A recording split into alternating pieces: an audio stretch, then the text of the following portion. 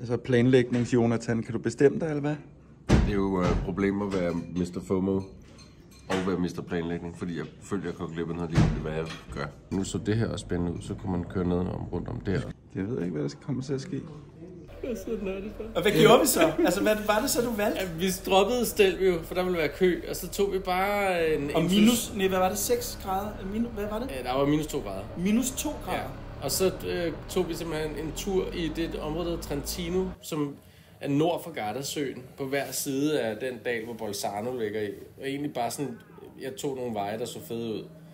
Og for satan, de var fede. Det var lige til at skære sig på. Er du sindssygt, mand? Og igennem bittesmå, hyggelige italienske byer, som lignede noget, nogen havde tegnet i en tegnefilm. Jamen også fordi, at vi jo så opdagede mange af de der veje der sværmede der jo lige så mange motorcykler som os. Så det var jo tilfældigvis motorcykelmekka, uden vi lige vidste. Alle andre fra området vidste det godt. Ja. Vi var helt new to it. Det der var det vildeste sted. Ja, det var så sindssygt. Det var der, hvor du savnede en naturoplevelse, så kom det der. Så kom det der. Bum. Og der var også klipper på venstre side af og til. Jeg tror ikke, det er filmet. Men der stak ligesom klippestykker op på bjergskråningen også. Wow. Vi kigger også bare ud hele tiden. Jeg er travlt med at kigge. Jamen, det var sådan en dag, hvor vi ikke kørte så hurtigt, fordi det bare var så flot. Ja. Og så mødte vi lige ham på den der multistrada, der lige klemte sig mellem 2 lastbiler. Nå ja, det var en dårlig plan. Ja, det var det. Hej. Hej. Kan du godt lide at køre på motorcykel? Jeg elsker at køre på motorcykel. Hov. Hov. Skal du klistermærke? Jeg tror, vi skal sætte et klistermærke. Vi er over nogle af de italienske bjerge nu. Bubidi bibidi babidi.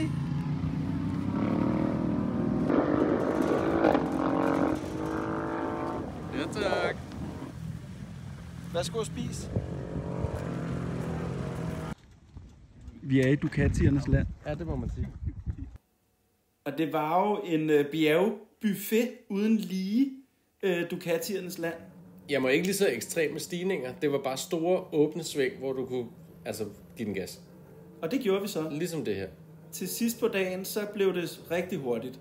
Ja, men ligesom som det plejer. Ja, men det er smart, det er smart at sige formiddag langsomt, og så er man hurtigere senere. Jeg vil så også sige, at den stemme, jeg havde der om morgenen, bevidnede, at jeg ikke var klar på at køre hurtigt. Nej. Det var sådan en helt natradio. Men så kom vi jo ind i den her skov. Gud, ja, det er rigtigt. Det var så fedt. Det var rigtig natur. Og det er sådan noget, det elsker jeg. Jeg behøver ikke at køre på sådan noget helt levende grus. Bare det inde i en skov. Det var faktisk dig, for jeg husker, vi skulle have været den her vej op et eller andet. Så sagde jeg, vi skal ind i skoven. Vi skal ind i den der skov. Yes, og det var vi så. Så jeg fik faktisk også lov til at beslutte noget i forhold til, hvor vi skulle hen. Jamen, jeg var åben den dag. Du var meget åben. Jeg var meget åben. Først blev du meget træt, og så blev du meget åben. Ja. Og også lidt langsomt. Også lidt langsomt. Men det er fair nok der, fordi det var faktisk lidt... asfalten var ikke skidegod.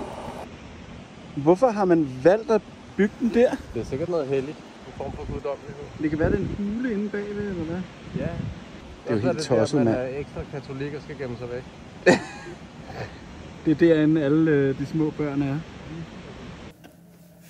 Og igen, den ene vidunderlige lille skøre landsby efter den anden. Jamen, det er også en vild kontrast. Ud blæse ud på noget vej, så, og så ind. Der var jo ikke plads til biler, jo. Nej. Og så er der bare masser af de der sving. Ja, det blev bare ved. Og så havde vi jo smidt kasserne den dag, fordi vi skulle sove det samme sted, så man, ligesom, man var sådan fri. Ja, vi havde kasseret dem. Kasseapparatet blev hjemme. Ja. Det var en billig dag. Ka-ching! Ej, men se lige, hvor det ruller nu. Ja, tak. Ej, det var en fornøjelse. Ja, det var det altså. Og de var faktisk brede nok til, at det aldrig blev rigtig farligt op i de der klipper, kan jeg huske. Og vi mødte ikke særlig mange. Altså, vi var ret alene på de veje der, så det var ikke sådan noget med, at der var noget, der var overcrowded. Nej, det var mest deroppe ved Ducatierne, at der virkelig var mange. Der var mange. Men det her sted, der var vi de eneste i hele verden i Italien åbenbart. Men det var så også søndag.